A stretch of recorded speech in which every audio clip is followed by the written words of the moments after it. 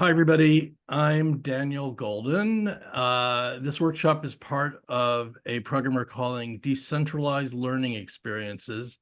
It's sponsored by the Institute of Contemporary Psychoanalysis in Los Angeles.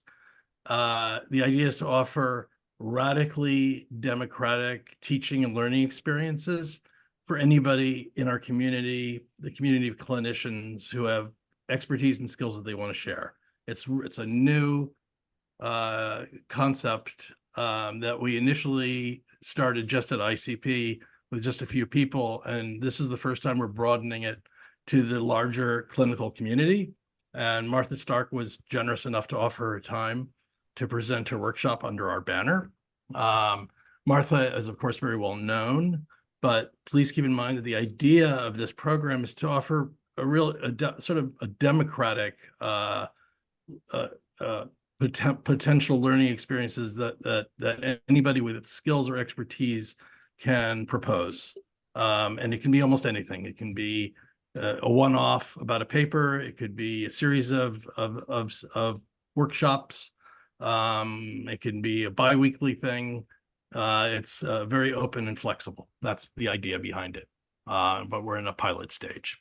Okay, so Martha Stark.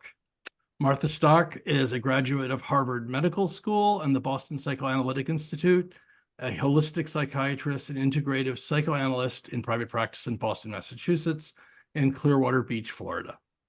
She is faculty at Harvard Medical School and co-founder, co-director, faculty of the Center for Psychoanalytic Studies at William James College.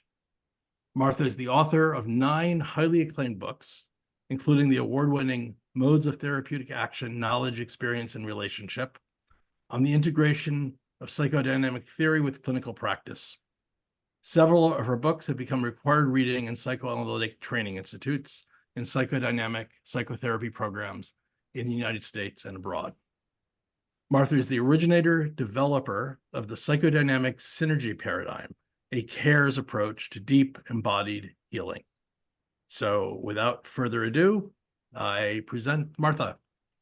Thank you so much, Daniel. And I am thrilled. And you'll now be letting people in. I've let the people in. Yes. Okay, good. Yes. And we're recording. Yes. Yes. I am just delighted to be part of this. And I thank you, Daniel. You and I have had a good time of it, negotiating at our intimate edge to get this just right. And now we have actually 208 people who have signed up, many of whom will be viewing the recording. But you all are here and I'm delighted and I can see your faces and I love it. All right, now, and I also want to say Daniel's innovative decentralized learning experiences program. I mean, psychoanalytic institutes and psychoanalytic places don't tend to do that kind of thing. And Daniel Golden and Lynn Jacobs have come up with this wonderful opportunity for people who, want to present something, as he explained. So it's, kudos to you, Daniel and Lynn, and hats off to you both. So thank you. All right, so here I am now. The only part that makes me anxious is making sure that I've got this right. I'm going to share my screen. I don't know if this is right. Let's see. Now you're going to tell me, oh, there's something extra. I don't want you to see all that. So I'm so sorry, I have to start over again. Let me try it again. Told you this makes me anxious. All right, let me do this.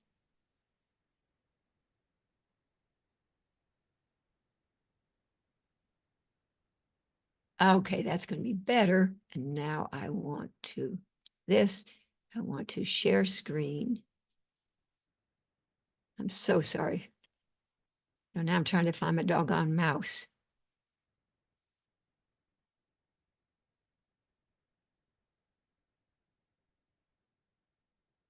How about this? Are we good? Okay, we're good. Daniel says nods yes and says we're good. All right, and we're still good. So Daniel, you'll let me know if we end up not being good. All right, so understanding life backward, but living it forward. Put on your seatbelts, folks, because I have a lot to share with you today.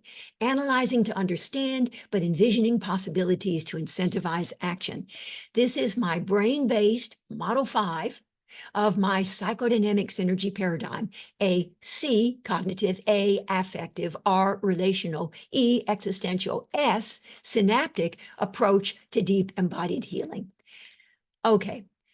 Again, life can only be understood backwards, but it must be lived forwards, in the words of Soren Kierkegaard. As will soon become clear, my psychoanalytically informed models 1 to 4 are a story about understanding life backwards, whereas my brain-based model 5 is a story about living life forwards. Nobody gets to live life backward. Look ahead. That is where your future lies, in the words of Ann Landers. So Model 5, a quantum neuroscientific approach to healing, one that relies upon the brain-based strategy of therapeutic memory reconsolidation to rewire the brain and reprogram the mind. So I offer the following as a teaser for what is to come. Model 5, so a lot of big words here, but by the end, I hope they will all make sense for you. I'll show this very slide later. Model 5 is a story about the neuroplastic synergy of bottom-up mindfulness and top-down intentionality. In other words, simultaneously paying attention to old bad in the body and setting intention for new good with the mind. Model 5 is a story about the ongoing and judicious use of what I call quantum disentanglement statements, co-created by patient and therapist. My first 4 models, my psychoanalytically informed models, it's the therapist who creates the statement or the intervention. In Model 5, the statements are co-created, both participating in the creation of quantum disentanglement statements, co-created by patient and therapist in the session and written down, because they can often be very long, for later reference and repetition. These are strategically designed to generate optimally stressful, I'll explain all this over time, growth incentivizing action-oriented, cognitive, experiential, somatic dissonance, internal tension within the patient. In essence, Model 5 is a quantum neuroscientific approach, this is the overview summary, to analysis paralysis and neural entrenchment. Model 5 quantum disentanglement statements ask of the patient that she hold in both her body and her mind the reactivated memory of old bad, accessed by way of embodied mindfulness, in conjunction with the enlivening vision of new good, introduced by way of purposeful intentionality, thereby creating startling, jolting, decisive, and destabilizing mismatch experiences between old bad conditioned expectations and new good quantum possibilities.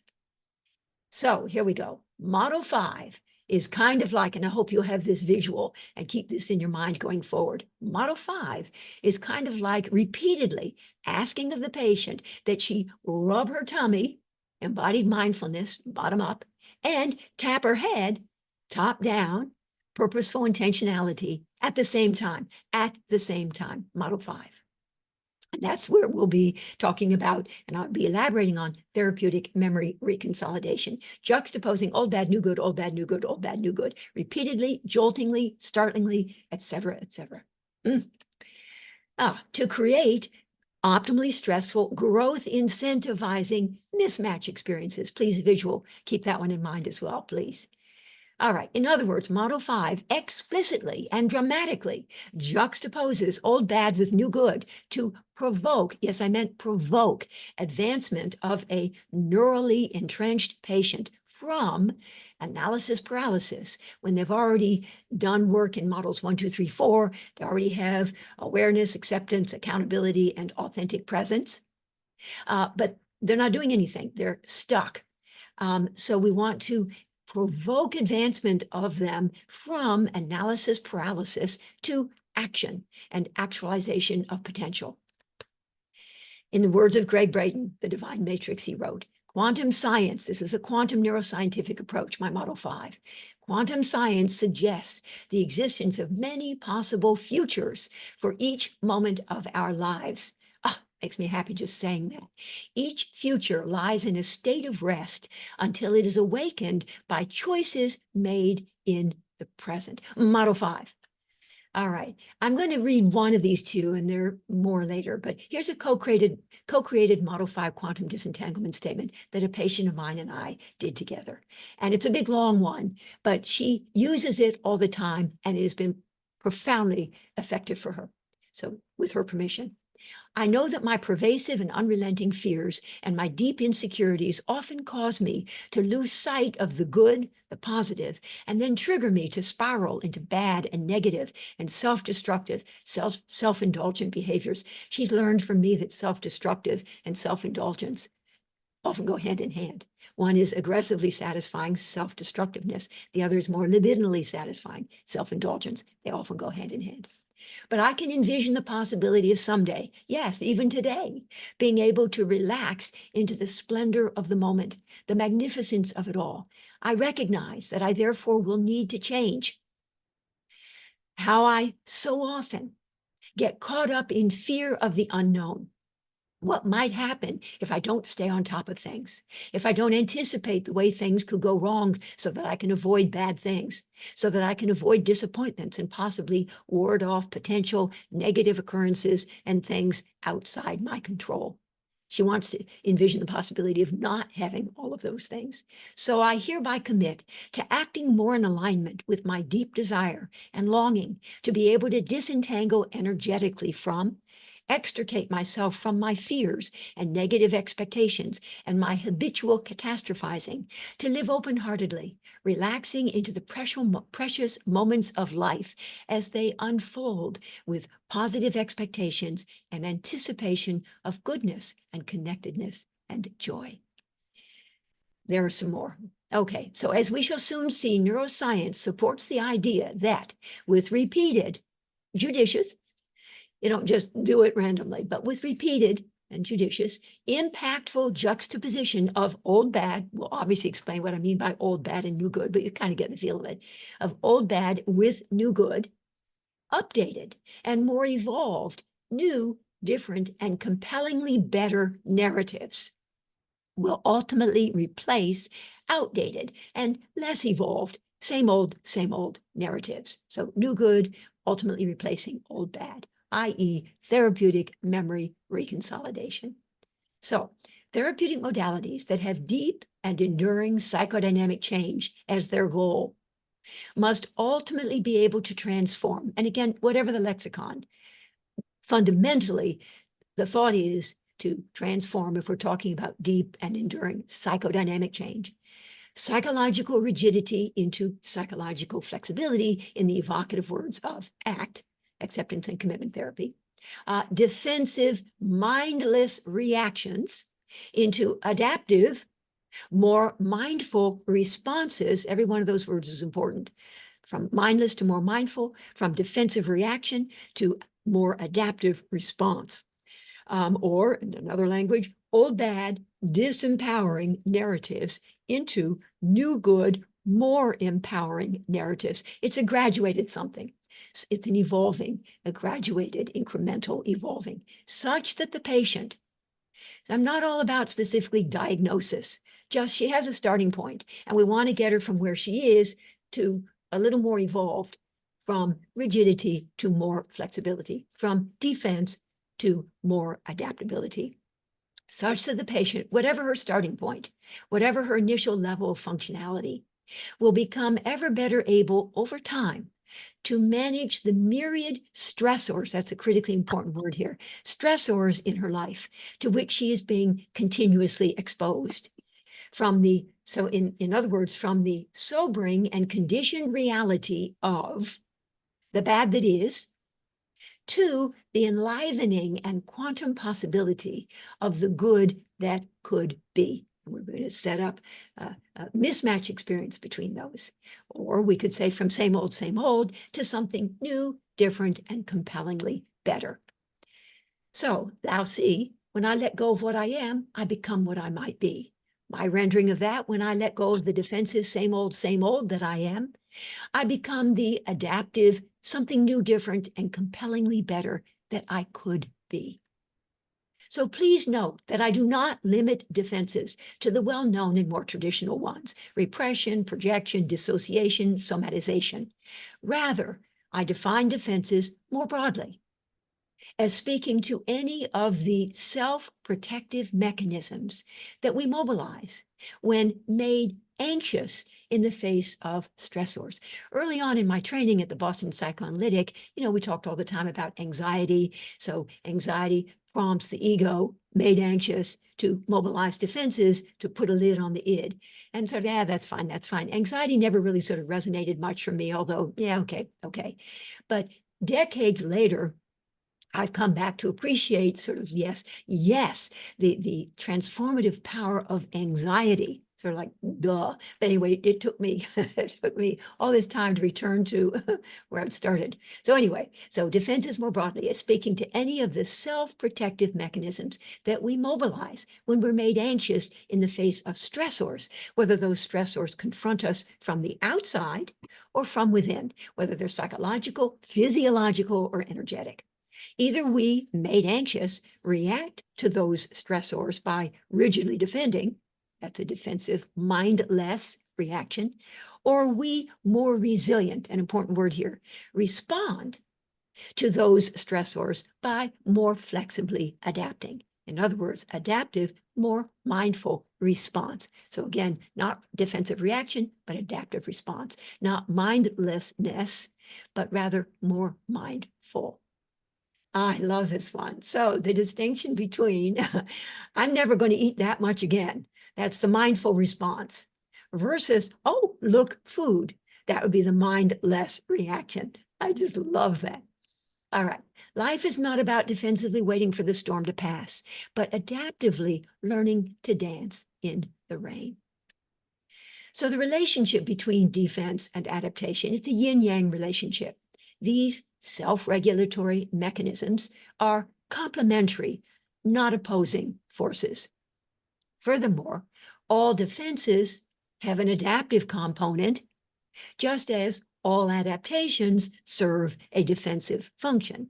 Yes, nonetheless, and more generally, because it is a continuum, and evolving, a graduated evolving. Nonetheless, and more generally, although defenses might once have been necessary for the patient to survive, as rigid defenses evolve into more flexible adaptations, the patient becomes ever better able to thrive.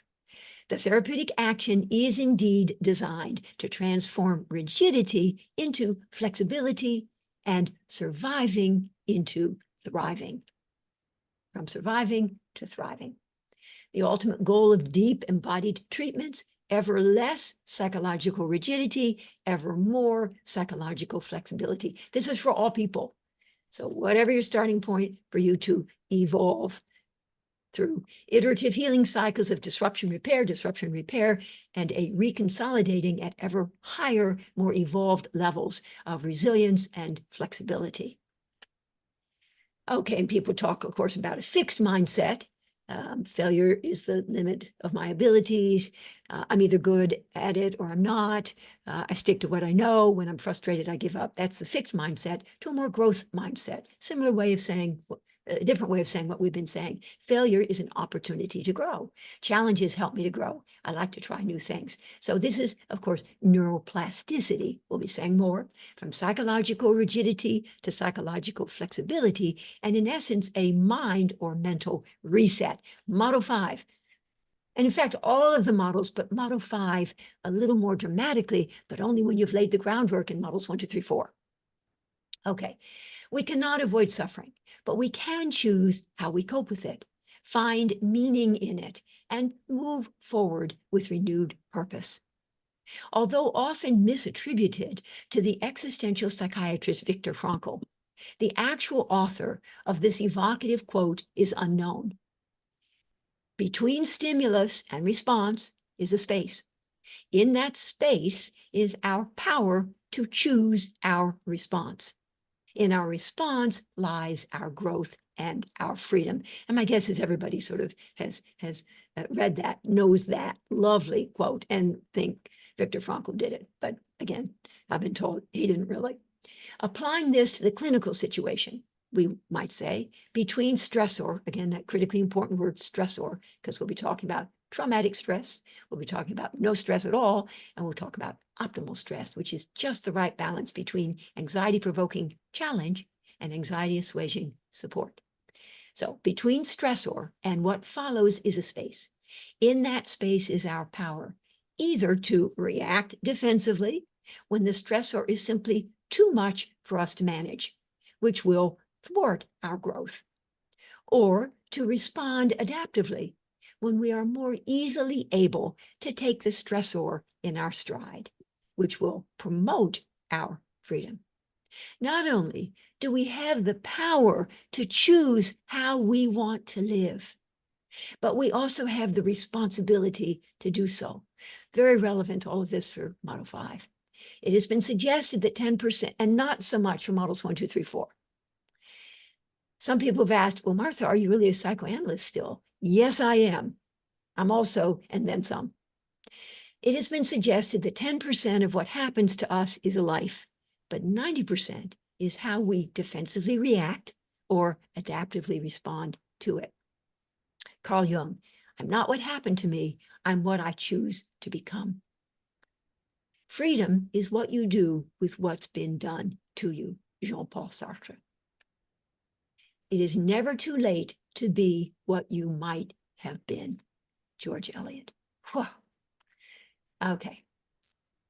So my psychodynamic synergy paradigm, a multifaceted approach to deep psychological healing.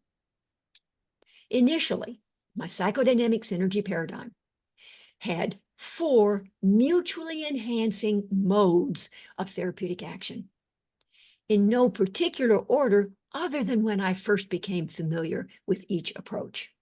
Model 1, what I came to call Model 1, I was exposed to in the 1970s, that there decade when I was getting my training at the Boston Psychoanalytic, the interpretive perspective of classical psychoanalysis. Model 2, the next decade, the 1980s, the corrective provision or deficiency compensation perspective of self-psychology and other deficit models, theories. Model 3 in the 1990s, the intersubjective perspective of contemporary relational theory. And Model 4, 2000 to 2010, an existential humanistic approach to nurturing surrender, to benign regression, we're thinking Michael Balint, and a new beginning. Right. So for many years, therefore, my psychodynamic synergy paradigm was a CARE approach to deep healing.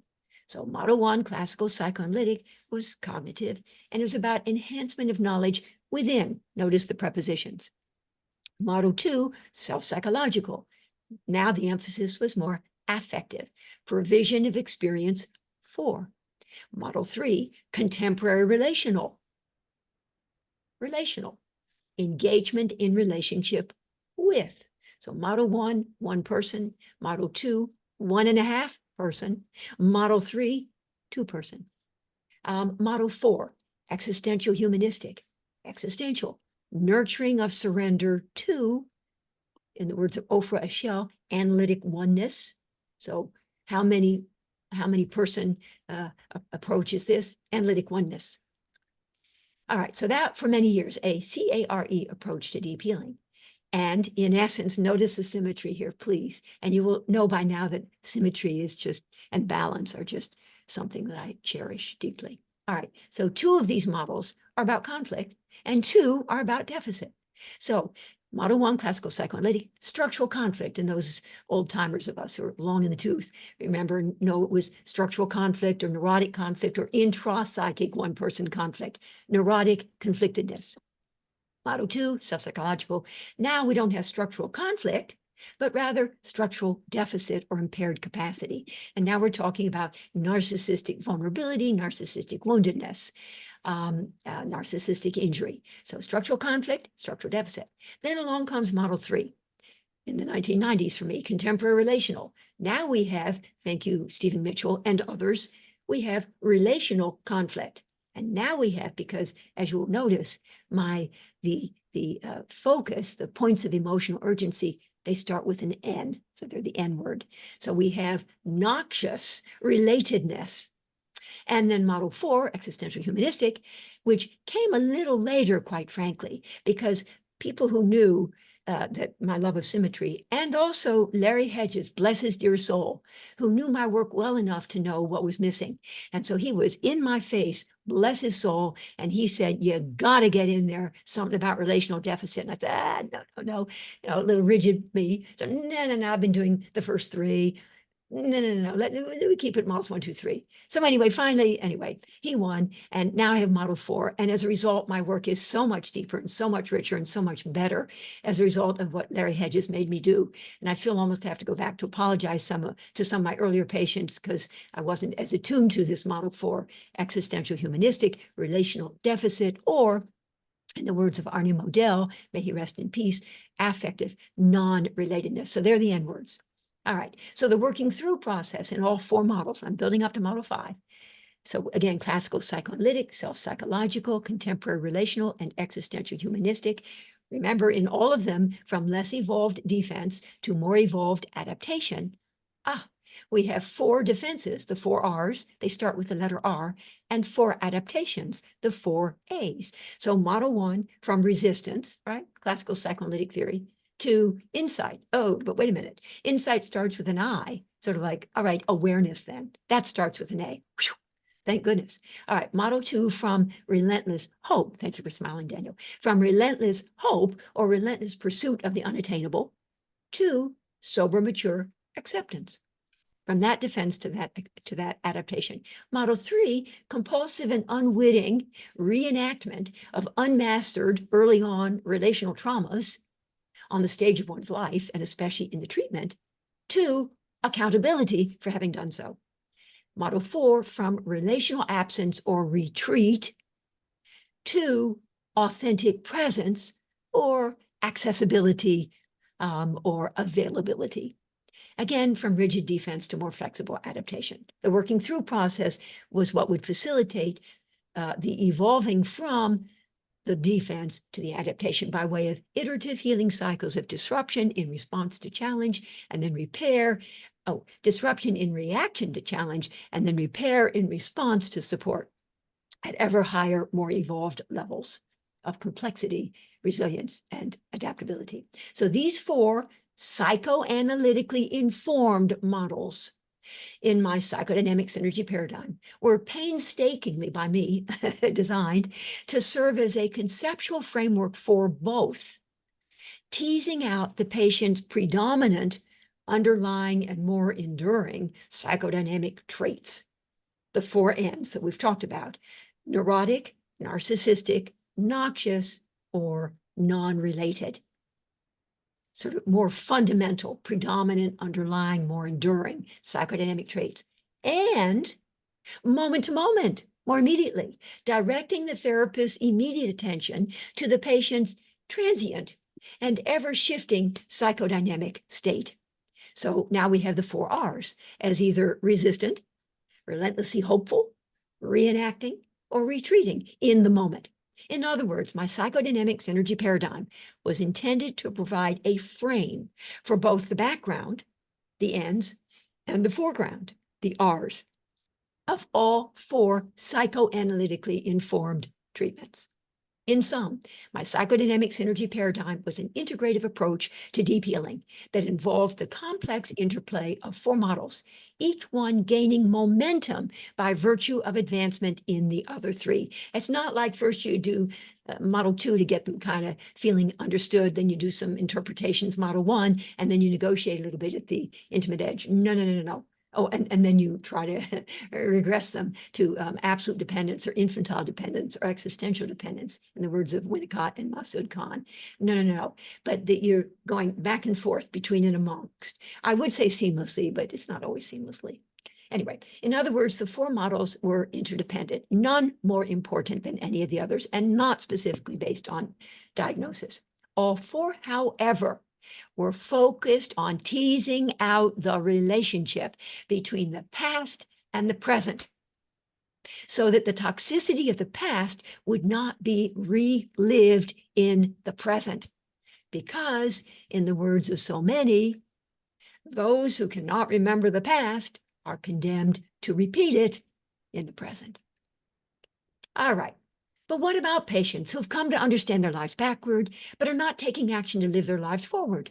What about patients who remain fundamentally unfulfilled in their lives despite having been in years of long-term in-depth treatment, having acquired deep insight into their inner workings, Model 1 awareness, having confronted and grieved heartbreaking truths about the objects of their desire and the futility of their relentless pursuits, Model 2 acceptance, having taken ownership of the unmastered dysfunctional relational dynamics that they are ever busy, compulsively and unwittingly reenacting in their relationships, Model 3 accountability, and having dared to let their true self be found, such that they are now able to experience occasional precious moments of meeting with others, Model 4, authentic presence.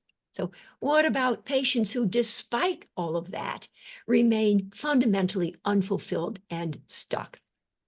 As we shall soon see, the recent addition of Model 5 to my psychodynamic synergy paradigm, almost 30 years after the first models were conceived, is in the tradition of Freud's eventual acknowledgement that in order to broaden its range of applicability, the pure gold of analysis might well need to be alloyed with the copper of direct suggestion and hypnotic influence. Freud said that. Freud said that. So my psychodynamic synergy paradigm has therefore now become a CARES approach to deep healing, with now 5 mutually enhancing modes of therapeutic action. So it's not like you do 1, 2, 3, 4, and then if it's not happening, you do Model 5. It's not that easy. Periodically, you're going to introduce Model 5. So again, Model 1, cognitive, Model 2, affective, Model 3, relational, Model 4, existential, and Model 5, the course that I was teaching at William James College last October, we voted. I wanted it to be an S word. I said, we got to be an S word. And so I was thinking sort of, well, scientific, but I got outvoted. And they said, nope, synaptic, which quite frankly, I mean, anyway. And so on. And then they came up with shape shifting. I mean, is that cool or what? So here we have synaptic. It's a quantum neuroscientific one, 2010 to 2020, envisioning of possibilities beyond. Notice the prepositions. Now, Model 6, and I write this real small like, holistic. So that will be the Model 6, 2020 to 2030. It's a work in progress. So it's a little more virtual than anything else. And this one would be somatic. Optimizing mind-body health and facilitating the flow of information and energy throughout the extracellular matrix or the divine matrix or the interstitium. Then it will become a CARESS approach to deep embodied healing. So now everybody wants me to talk about this. And so like, well, wait a minute, I have another 6 years. It's also possible that Model 7, so let's hope I live long and well, Model 7 would be spiritual. And in which case it would be a caress, lots of S's at the end, it would be spiritual. So there you go. All right, so a prime example of thwarted potential and immobilizing quantum entanglement with a toxic past was the young man I saw in consultation a long time ago. A man who had been in a psychoanalytic treatment for many years, had acquired awareness, acceptance, accountability, and authentic presence, 1, 2, 3, 4 models, and had been tried on various antidepressants, but was still very stuck in his life, desperately unhappy, and convinced that he was a loser. He reported to me that every single day after work, he would sit in the dark in the living room, hour after hour, doing nothing, his mind blank. By his side would be his stereo and a magnificent collection of his favorite classical music. This is an old example because, like stereo and stuff like that. The flick of a switch and he would feel better. And yet, night after night, overwhelmed with crippling despair, non-action, he would never once flick that switch. Model 5 explicitly addresses analysis paralysis and immobilizing inaction. and explicitly privileges not just thinking and feeling differently, but actually doing it differently. Action, actualizing action. Nothing happens, said Albert Einstein. You may not be able to see that, but I just love that image. Nothing happens. It's supposed to sort of suggest the quantum realm. Nothing happens, said Albert Einstein, until something moves. And several years ago, I was at a conference and I was to discuss a psychoanalytic case, 30 years. And the patient actually not only was not better, but truth be told, had started out as an MD doctor practicing and was now on disability. And that was part of what provided the impetus for me to realize I got to get my shit together here and get this Model 5, because I was then starting to hang out with some of the short-term intensive folks, and I'd already gotten some training in the short-term intensive approaches, did EMDR, hypnotherapy, and some IFS, and some of the other thing, and Al Peso's psychomotor psychotherapy and sensorimotor psychotherapy and all that. And I finally got it, that sort of like, damn it, I got to get this into my psychodynamics energy paradigm. All right, so my quantum neuroscientific Model 5 is indeed about facilitating advancement of the patient from inaction and thwarted potential to action and actualization of potential. Model 5 therefore becomes relevant at those junctures in a psychodynamic treatment when the patient is in a particularly stuck or dark place. And both patient and therapist know this. And the therapist, and patient too usually, therefore finds herself wanting to become more directive, and often sort of doing it but not telling anybody, but wanting to become more directive in order to move the treatment forward, wanting to become more targeted, more focused, more action-oriented, more solution-based, more problem-solving, more goal-directed, and more future-oriented. We've all been there, yes? From analysis paralysis and neural entrenchment to actualizing action. So now we have 5 points of emotional urgency, the 5 N's. So now we're adding neural entrenchment, that's an N, but also non-action and non-actualization. All right, so the working through process in all 5 models, from less evolved defense to more evolved adaptation. Now in Model 5, it is going to be from refractory, there's your R word. And some people said to me, you can just call it rut. So that works too. Or rooted to the spot, that's an R word too. But refractory is a little ostentatious a little bit, but anyway, it seemed like I could say it. Refractory inertia to action and actualization of potential. Again, all 5 models now, from psychological rigidity to psychological flexibility. As we shall see, Model 5 directly confronts seemingly intractable refractory inertia with an eye to empowering patients to take proactive control of their lives. This is so not what I was trained to do at the Boston Psychoanalytic, and subsequently the way it would seem to be. I mean, no. Confronting seemingly intractable inertia with an eye to empowering patients to take proactive control of their lives. We hope the patient will do that, but we are not going to be quite as directive or focused or targeted. So in contradistinction to the psychoanalytically informed models 1 to 4, which I describe as long-term, in-depth approaches to healing, I describe Model 5 as a short-term, intensive approach to healing, because to confront the analysis paralysis that can sometimes arise despite development of the patient's awareness, acceptance, accountability, and authentic presence, Model 5 was inspired, informed by, and makes use of some of the intensive and focused strategies employed by the various short-term brief therapies, most especially the brain-based strategy of therapeutic memory reconsolidation. So although Model 5 is not specifically brief, it does briefly come into play at different junctures in a psychodynamic treatment when understanding life backward is simply not enough. So here we have a whole mix of them. These you all know, like alphabet soup, ACT, short STDP, ISTDP, AEDP, you know, all of these, whatever. And well, anyway, you see them, you can see them. All right. So more specifically then, Model 5 is a brain-based, targeted, problem-oriented, solution-focused, action-oriented, goal-directed, future-oriented approach that involves confronting repeatedly, joltingly, dramatically, and forcibly the patient's analysis paralysis with an eye to empowering the patient to take proactive control of her life instead of reacting defensively. By constructing new, updated, more adaptive, and more actionable narratives. Over the course of a long-term, in-depth psychotherapy, Model 5 then will periodically come into play whenever Models 1 to 4 have been advancing understanding, that is, understanding life backward, but not sufficiently provoking action, that is, living life forward.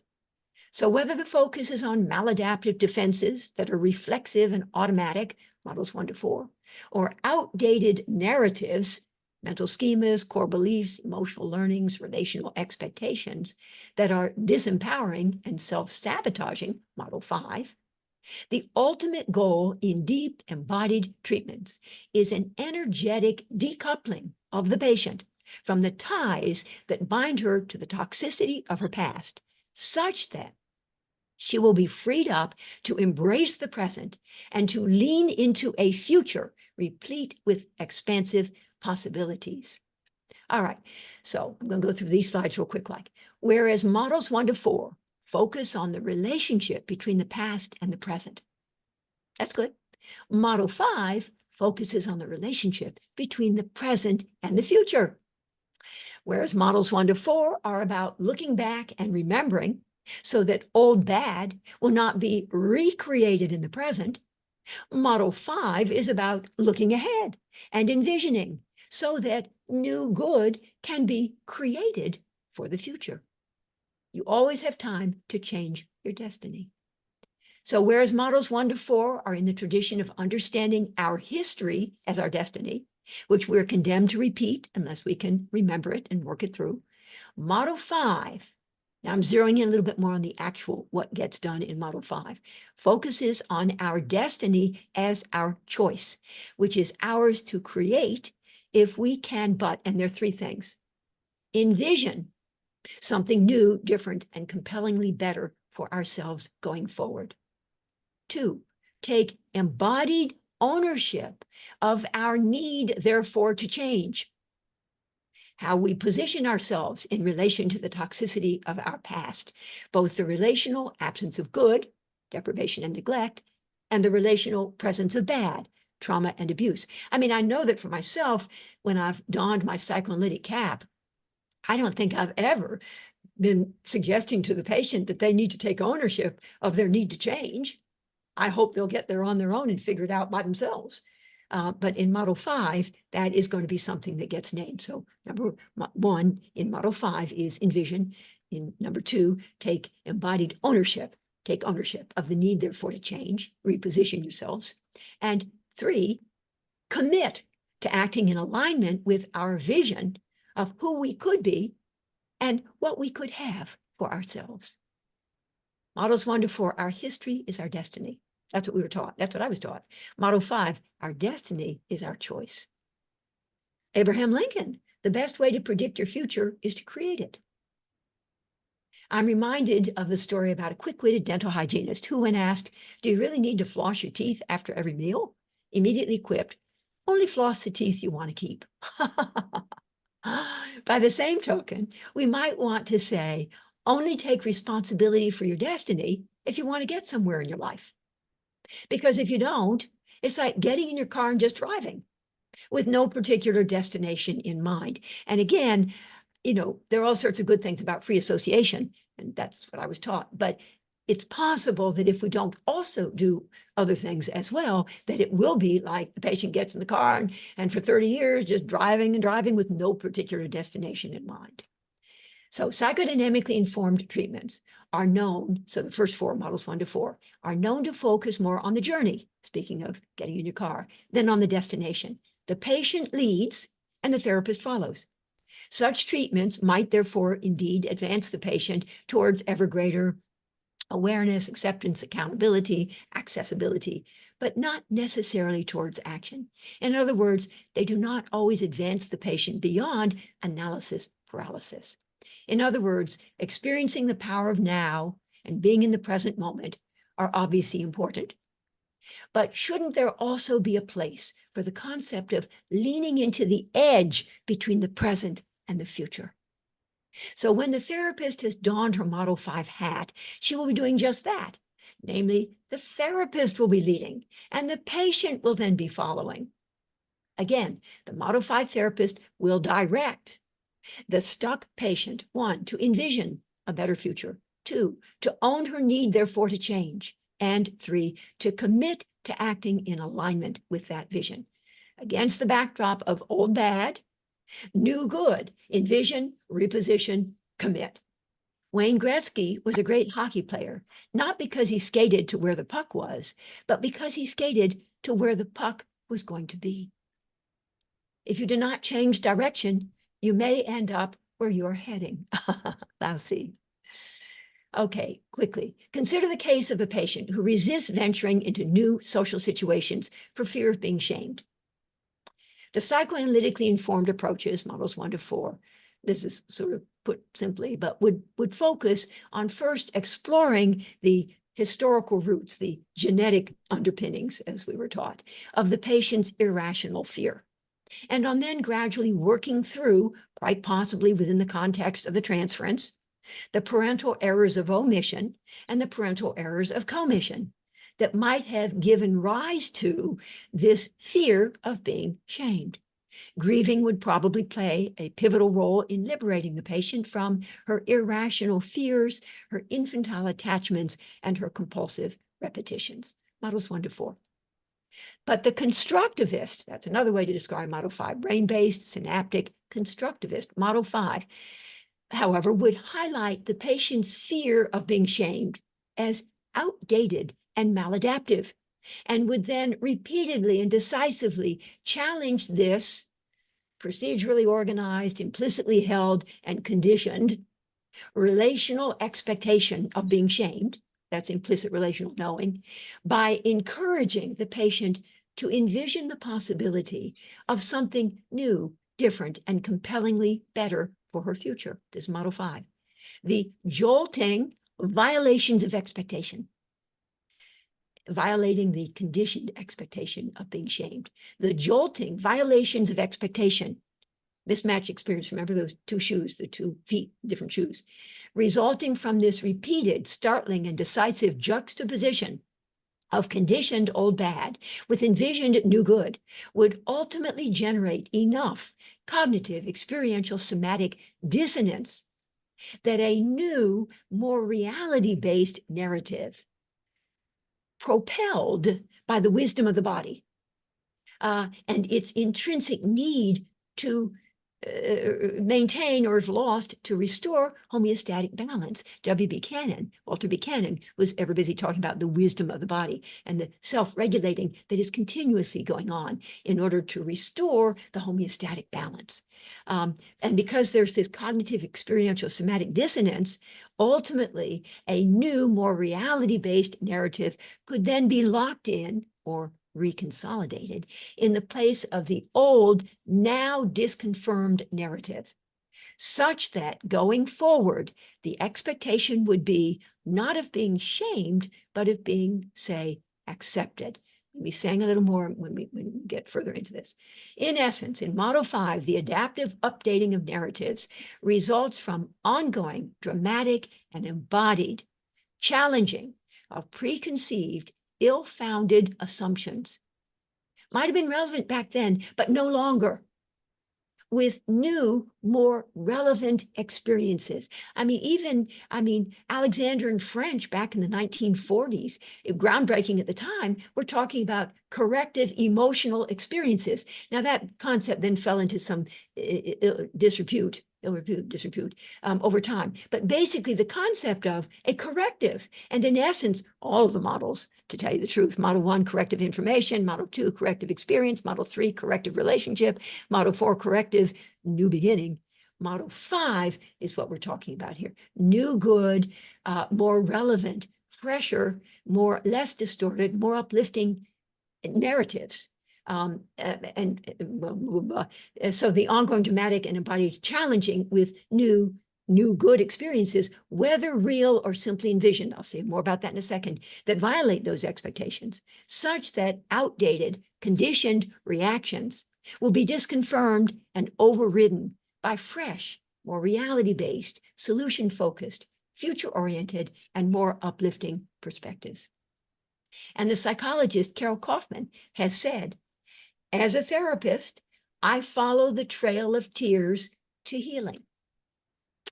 That's my models 1 to 4. As a coach, said she, I follow the trail of dreams to actualization. My model 5. Upliftingly, model 5 conceives of the narratives that the patient had constructed as a young child in a desperate attempt to make sense of her world as able to be updated and rendered more reality-based. Maybe reality-based back then, no longer. These narratives, which underlie the patient's psychic inertia and thwarted potential, are thought not to seal her fate, but if rewritten and rescripted, to hold the potential for reconfiguring her future and for advancing her from analysis paralysis to actualization of her dreams. The only person, said Ralph Waldo Emerson, the only person you are destined to become is the person you decide to be. All right, there's another one. In the interest of time, I'm going to move on, and it's in your thing there, in your PDF. So everybody should have PDFs of my slides. And if you don't, email me, marthastarkmd@synergymed.solutions, and I will send you the PDFs of these 100 PowerPoint slides. Okay, so healing does not mean the damage never existed. It means the damage no longer controls our lives because we have repositioned ourselves in relation to it. And that actually is sort of the observer effect in quantum theory, that there is the something, but it's how we position ourselves in relation to it that makes all the difference. Okay. In the tradition, then, of other problem-solving, solution-focused, goal-directed, action-based, future-oriented models, Model 5 focuses on envisioning possibilities, taking ownership of the need to change, setting coherent, purposeful, and embodied intention, committing to action. None of this happens in models 1, 2, 3, 4.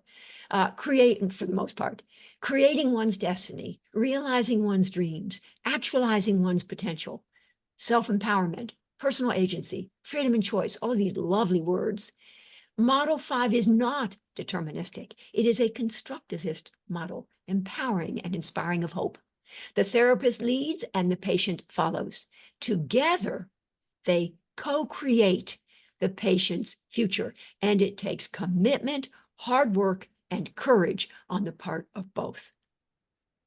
All right, now, therapeutic memory reconsolidation, one of my favorite sections here. Neuroscientists had long believed, because that's at the heart of Model 5, and by the way, on some level, I think that's at the heart of all deep embodied psychodynamic change. And I asked directly Dick Schwartz, IFS, and I said, do you think that the therapeutic memory reconsolidation it explains in part the tremendous effectiveness of your IFS approach?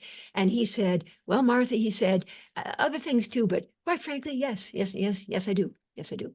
So anyway, and others as well. I've touched base with many of these folks and they too believe it. All right, that therapeutic memory reconsolidation is the heart of these short-term, intensive, focused, brief psychotherapies that are on some level tremendously, in an intensive, focused way, tremendously effective.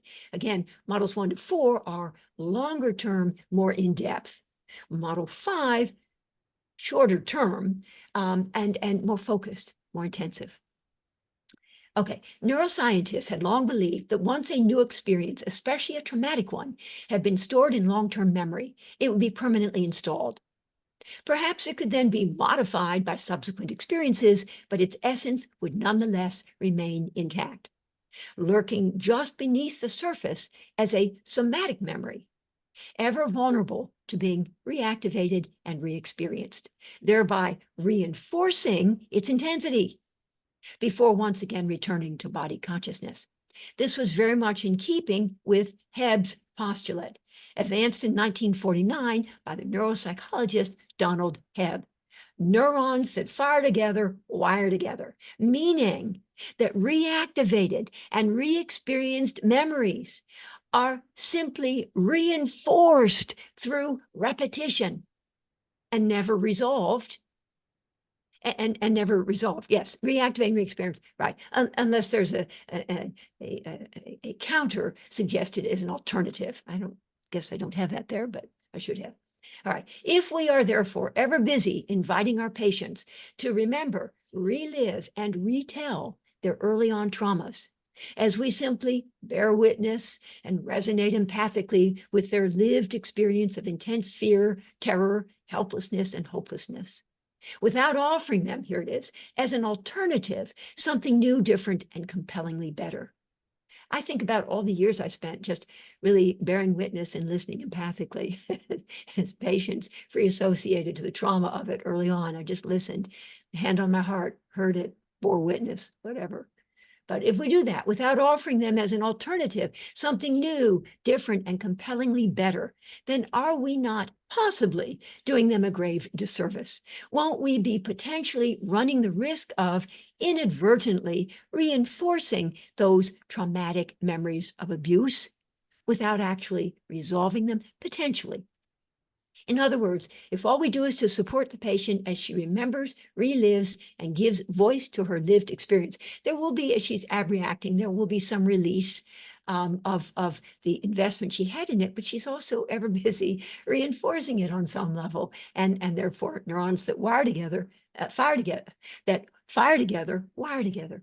So without at the same time, if all we do is to support, without at the same time challenging the old bad narratives by encouraging her to envision new good antidotes as possible alternatives, then are we not potentially creating an untenable situation over the long term of analysis paralysis and neural entrenchment through our unintended reinforcement of old bad? Now, admittedly, the patient might well feel wonderfully validated, but won't she potentially become ever more entrenched in those developmental relational traumas and the maladaptive, disempowering narratives to which those traumas had given rise?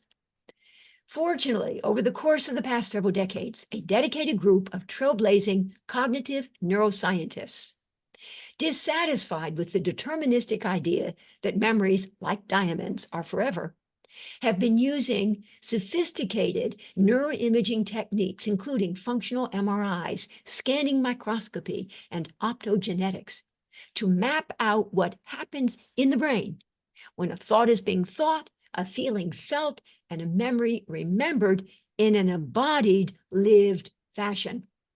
Their focus has been on how old memories, especially implicitly held traumatic memories, consolidated in long-term memory and distributed in networks throughout the corticolimbic system, implicit relational knowing, can be subsequently updated and reconsolidated.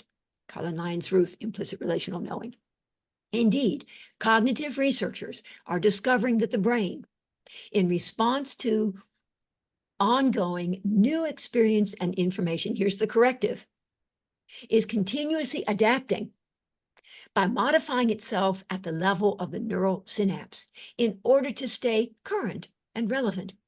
This learning process, which involves both the destruction of old neural networks and the construction of new ones, speaks to the adaptive capacity of the brain and the dynamic nature of memory. In essence, the brain's remarkable neuroplasticity, aptly described by Norman Dodge as the brain that changes itself, both structurally at the level of the synapse and functionally at the level of the memory. More specifically, neuroscientists have recently made the groundbreaking discovery that when implicitly held memories are reactivated and re-experienced in an embodied, lived fashion, the network of synapses encoding those memories will become unlocked for a time-limited period, This unlocking or deconsolidation signals the opening up of a reconsolidation window, a brief window of opportunity when memories become transiently fragile and sensitive to modification by environmental input.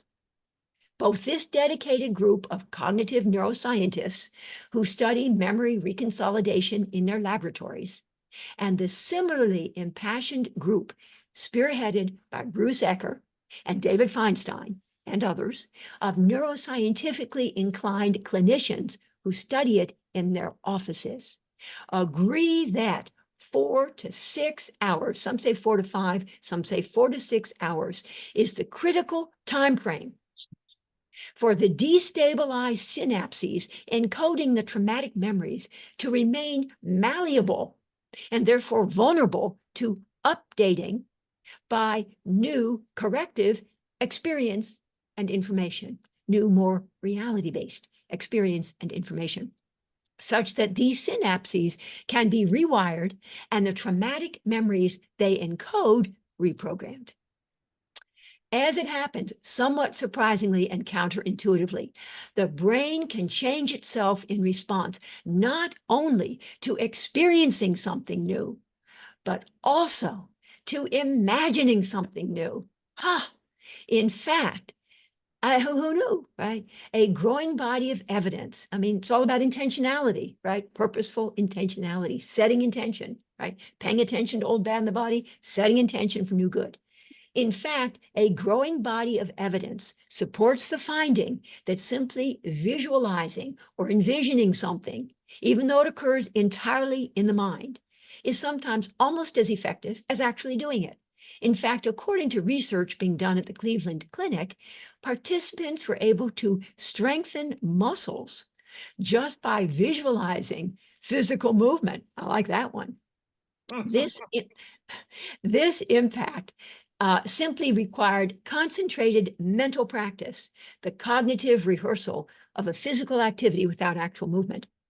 One study demonstrated that if subjects wanting to master a particular skill were simply to visualize mastery of it, then they would be able to decrease by 50% the number of actual practice hours required.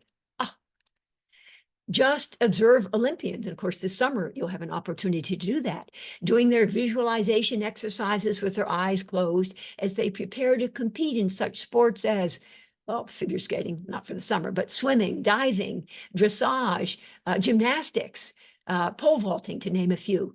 Clearly, top-ranked athletes figured out long ago that focused mental practice can definitely improve performance. Well, why can't we then be asking of our patients, we'll work with them to co-create this, that they do the same thing? Like, a little bit when you think about it. So again, am I still a psychoanalyst? Yes, of course I am, and then some. Oh, there's a nice fancy little diagram. All right. So when therapeutic memory reconsolidation updates a traumatic memory, this is an important slide. Thank you, Daniel. I love that smile. What is it that changes? And what is it that remains the same? Importantly, the fact of the event underlying the traumatic memory will not change. That is, the episodic memory itself will remain intact.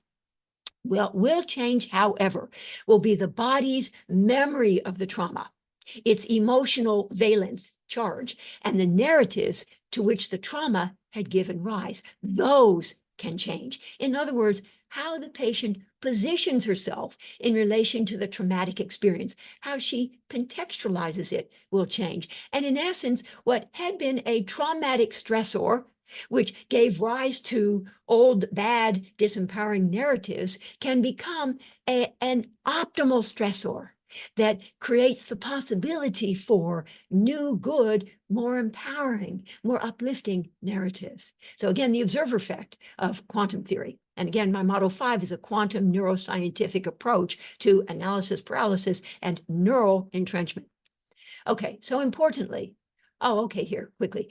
Neuroscientists, my eyes on the time, have discovered that the consolidation and reconsolidation, both, of memories requires the synthesis of new proteins in the cortical limbic system, and that inhibiting protein synthesis will interfere with long-term potentiation. That is, with the transfer of traumatic memories from short-term storage in the hippocampus to long-term storage in distributed networks in the neocortex. Some promising research is now being conducted with the synthetic drug propranolol, a beta blocker, many of you know this, that admittedly dampens the stress response peripherally. So I have a lot of colleagues who take it prior to presenting. I didn't, though.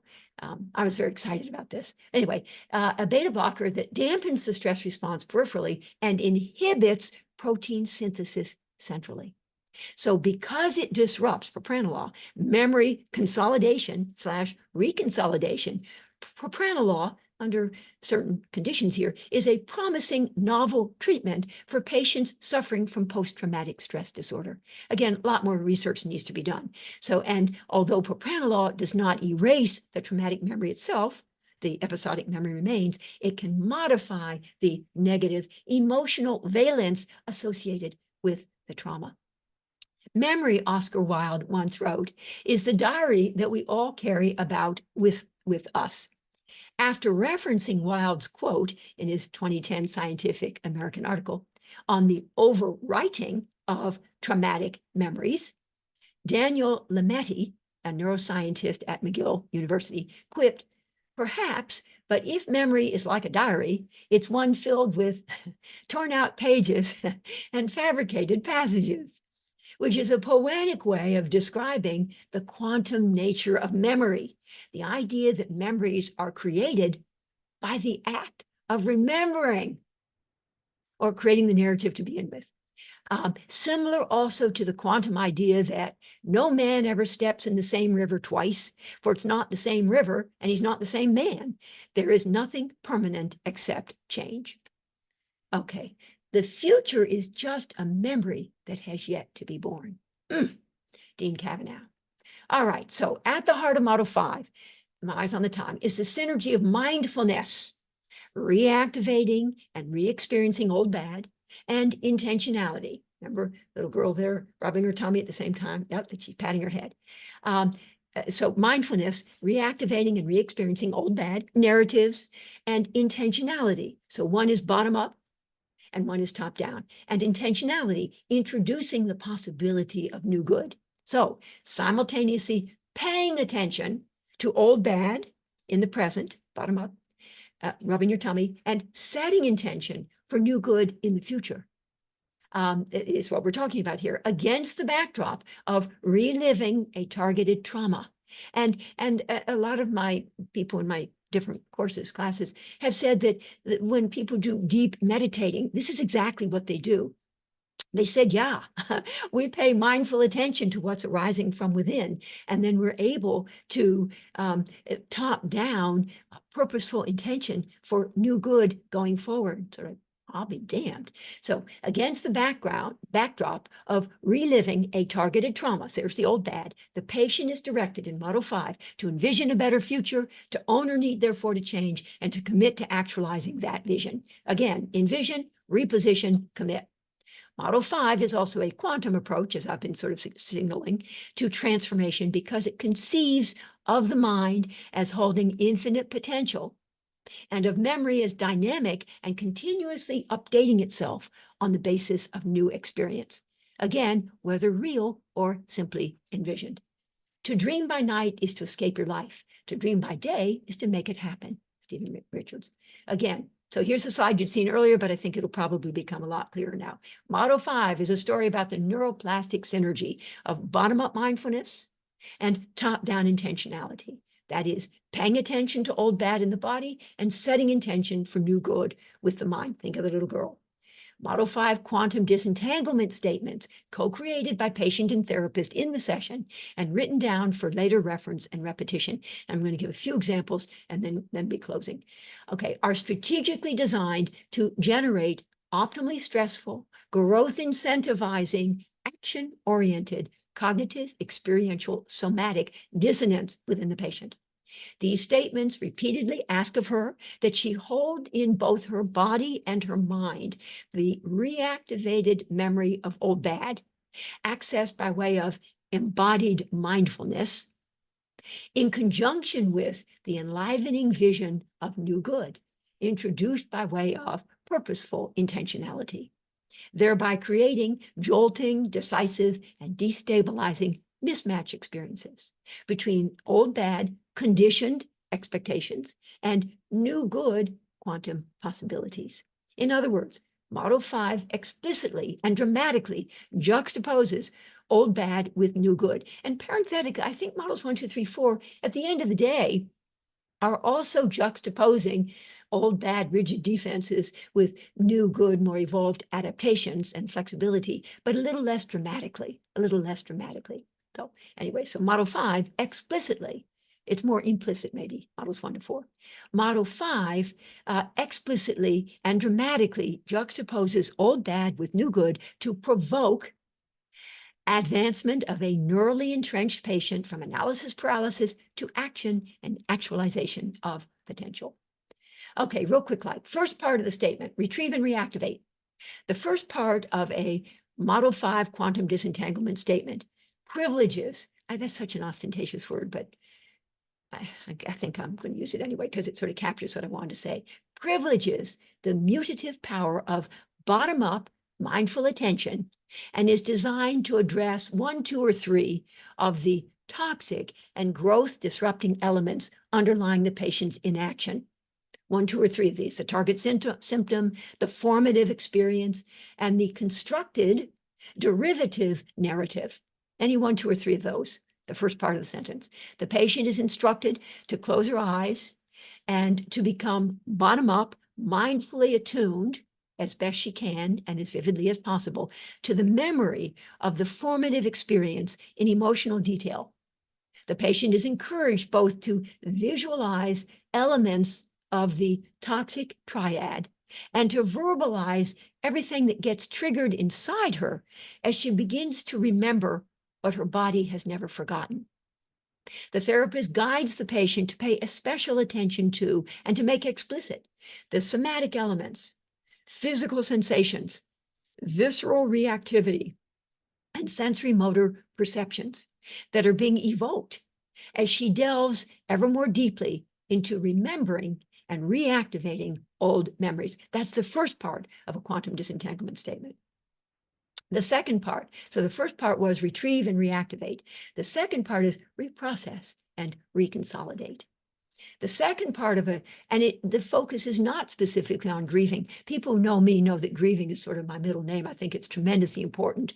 But Model 5, the focus is not really on grieving per se. Grieving might well be involved, and we can go back and facilitate more of that grieving, back to Model 2, other things, whatever. But grieving is not in the limelight here. So the second part of the statement, reprocess and reconsolidate. The second part of a Model 5, co-created Model 5 quantum disentanglement statement, privileges the power of top-down intentionality and is designed to address 1, 2, or 3 of the transformational and growth promoting elements needed to overcome inertia, incentivize action, and actualize potential. The ones we've talked about, envisioning possibilities, owning the need to change, and committing to action. These, 1, 2, or 3 of these, go into the second part of a co-created quantum disentanglement statement. The second part facilitates the patient's envisioning of the possibility of a future self. There's, in fact, a whole theory that Jen Scruggs had informed me about possible selves. So like, oh yeah. Mm-hmm. So the patient's envisioning of the possibility of a future self that would not be limited and disempowered in all the ways that her present self is. Facilitates the patient's envisioning of that, yes. The therapist guides the patient to set the top-down conscious intention of taking more proactive control of her life and of looking ahead to a time when, no longer shackled by her infantile attachments, relentless pursuits, and compulsive repetitions, she might have secured for herself the freedom to take ownership of her dreams and to do whatever she must to realize them. Okay, so here are some. Now let's see. These statements juxtapose the relived experience of old bad with the envisioned possibility of new good going forward. New good that would disconfirm the learned expectation of old bad. So let's see. So these were created, some of my students offered me these. Even though I generally assume that people will be critical of me because my parents were so unrelentingly judgmental, and my chest tightens up as I remember all those times they told me I wasn't good enough. I can envision the possibility that someday I might be able to free myself of my self-consciousness and negative self-talk and take more ownership of my right to be on this earth. Even though I feel that my brain doesn't work very well and that I am not as smart as other people and certainly not as smart as my sister, and it makes me sick to my stomach even to admit this, I can envision the possibility of someday feeling more confident about the way my mind works, and I hereby commit to making every effort to create optimal challenges for myself instead of always holding back for fear of failing. Can you feel how uplifting these are? You get named the old bad, but also juxtapose that with the new good. Even though my right brain is terrified, no, let me do the fourth one. Even though I have all sorts of preconceptions about how I will inevitably be hurt if I open myself up to getting involved with a woman again, I can envision the possibility of someday letting go of my ridiculously distorted ideas based on the negative messages I always received from my father about how women were all about taking advantage of their men, and of someday allowing myself, to experience real intimacy with a woman. And there are a few more. Okay, that was a good one. All right, a few more. So you can look at those on your own time. All right, and so let me just say, eyes on the time, the concept of quantum disentanglement, energetic decoupling of the present and the future from the toxicity of the past is akin to the concept of cognitive diffusion, central to the therapeutic action in ACT. And Max Firestein has taught me a lot about cognitive diffusion. Cognitive diffusion involves facilitating not only the patient's distancing of herself from the maladaptive patterns of thinking that have come to define her experience of self, others, and the world, but also her acceptance of the possibility that there are alternative perspectives and more adaptive ways of acting, reacting, and interacting. That's cognitive. I would have said cognitive and affective diffusion. So thoughts are just thoughts, and I would add, and feelings are just feelings, and need not define who we are and how we behave. Okay, the last section. In conclusion, both simple and profound. So more generally now, and just thinking in terms of my psychodynamic synergy paradigm, which now has my models 1 to 4, psychoanalytically informed, and my model 5, which is more brain-based and quantum neuroscientific. Okay, in conclusion, both simple and profound is the compelling idea that therapeutic modalities that have deep and enduring psychodynamic change as their ultimate goal have the power to reconfigure the past between models 1, 2, 3, 4, and 5, have the power to, so now I'm talking about not just model 5, but models 1, 2, 3, 4, and 5. So therapeutic modalities that have deep and enduring psychodynamic change as their ultimate goal have the power to reconfigure the past and thereby to transform the future. As rigid defense evolves into more flexible adaptation, as outdated maladaptive narrative evolves into updated, more evolved, more adaptive, more reality-based narrative, as old bad narrative into new good narrative, as psychological rigidity advances to more psychological flexibility, again, whatever your lexicon. In essence, the working through process in a deep treatment is a story about reshaping the past to make new futures possible.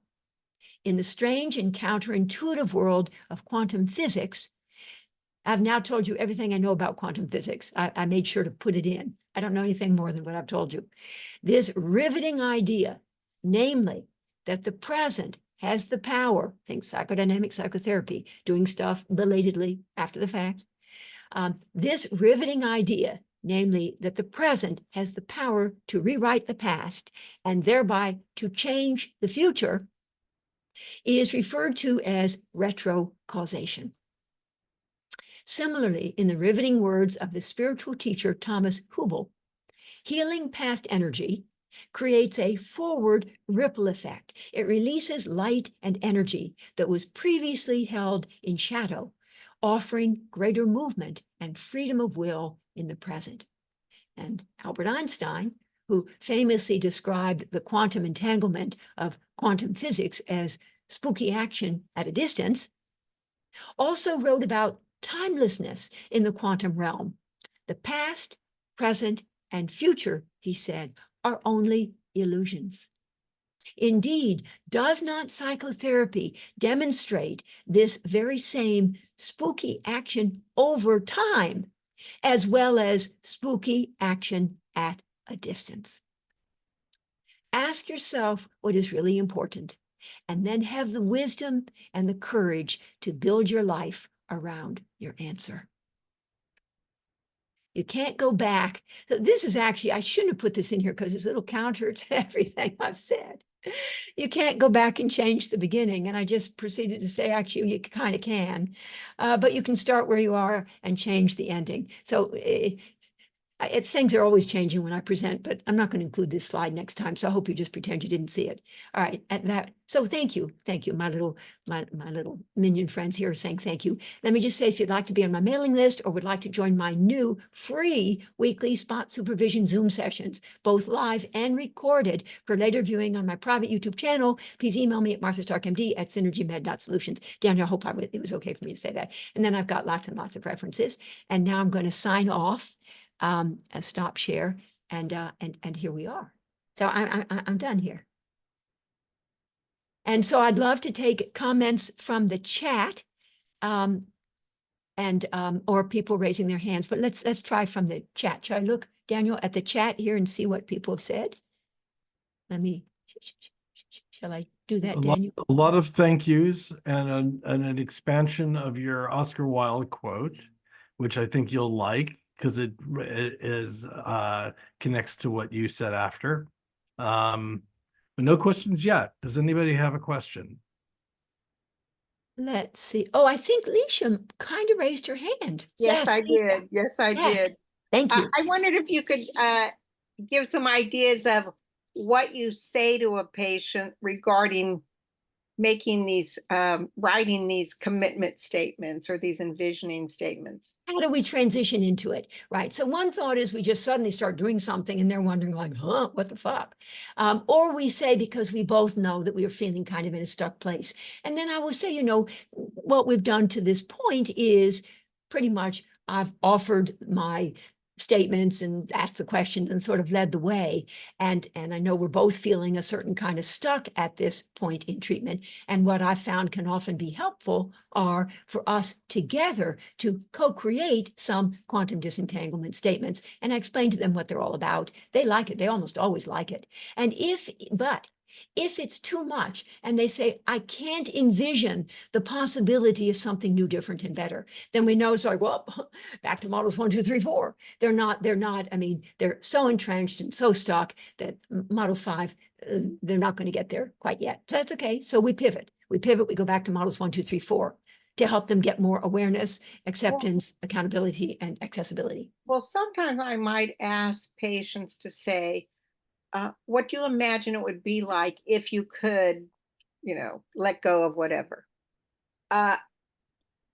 They can imagine that or envision that, but they cannot commit to making a change. So they can do part of it. But also when we say, what do you imagine it would be? We also want to have juxtaposed the old bad. You talk about da-da-da-da, we talk about the old bad, old bad, old bad.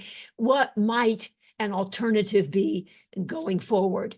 And based on how they respond, I mean, maybe they don't begin to be ready to create a quantum disentanglement statement, or maybe we'll just do one, in a quantum disentanglement statement. The second part doesn't have to have all 3 parts of that triad. So we could simply go with, so here they are feeling, like a loser, so damaged for life, they can't imagine ever being or having anything different, and so on. But they would so wish anyway and so this isn't an illusion so much. Again, I write about and talk about relentless hope. This isn't something that sort of the panel of 10,000 judges would have said, forget it, that's not going to happen. Your boss is never going to give you the raise or let you sit in that corner office. This is more for them, believable alternatives and the possibility that maybe they could someday feel a little more comfortable going out into public and not be prone to the feelings of shame that to this point have always overwhelmed them. So we can ease into it. We can ease into it. Does that, Leisha, answer things a little bit for you? Yes, a little bit. Yeah. All right. Any other questions here before I start calling on you? I know a lot of you. And hello, Bruce Thompson. That doesn't mean I'm calling on you, but hello, Bruce. We have Carol, Carol Sherman? yes, Carol Schaldmalt. Oh, Shabalt. Oh, from the UK. Oh, good. You can unmute yourself. You're muted. Okay, thank you. Hello, everybody. Thanks, Martha. Just great. I couldn't keep up with it, but a question did occur to me. When you're between the old bad and the new good, and you're in the middle of that process, does the old bad come back, as it were, like a sabotage? I might be having a wrong idea here, but yes, a subversive subconscious is ever busy trying to find an opportunity to come back. But over time, gradually, it's a graduated process of these iterative healing cycles. Yes, no. Okay. Yes, it's a graduated evolving. It's a transformative process. Thank you, Carol. Thank you. Good. Bye-bye. And now Eileen, I see, has her hand up. Unmute yourself, if you could, please.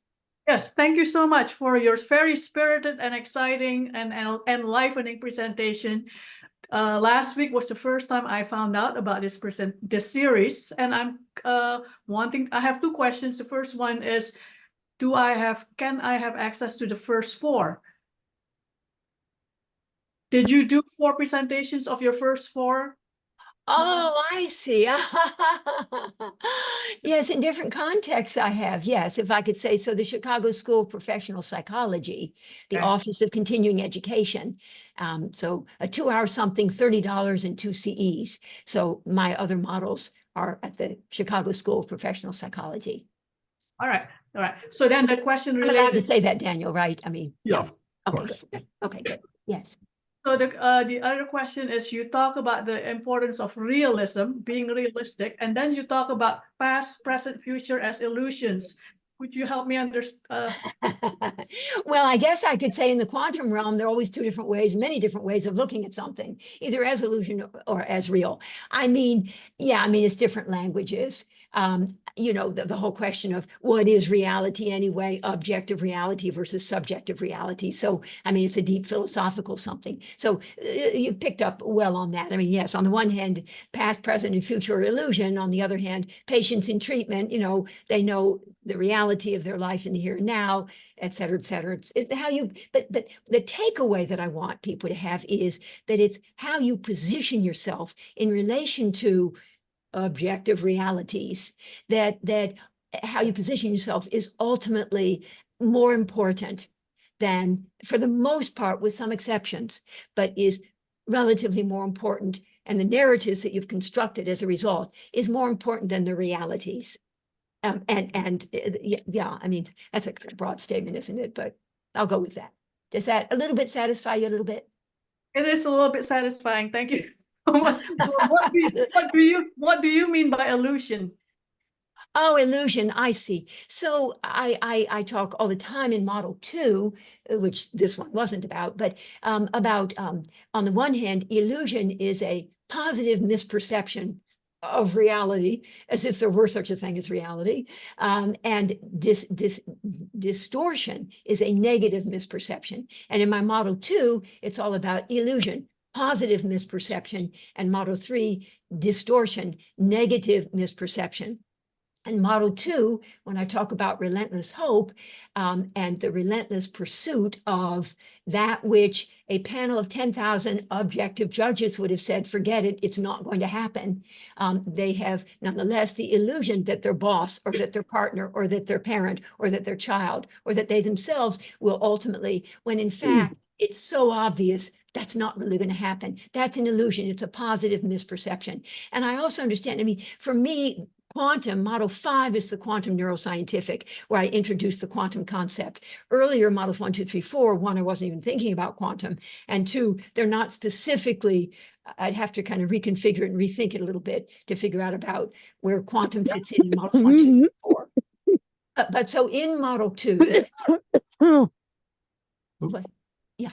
Yeah. So in model 2, I talk about the importance of working through disillusionment done by way of grieving, and that relentless hope speaks to a refusal, not inability, because I'm all about empowerment and accountability, that relentless hope or relentless pursuit of the unattainable.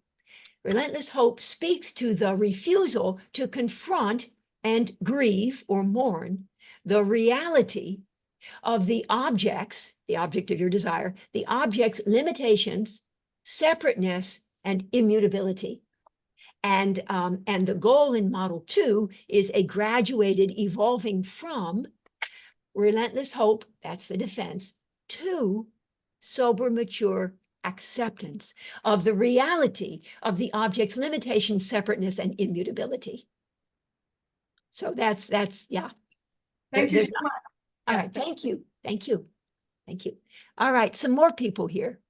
Because we still, well, we have room for one more if somebody has a question, and then we're gonna have to oh, stop. can I read Joel Henkins? Let me just see, because he always has Sure. something wonderful to say.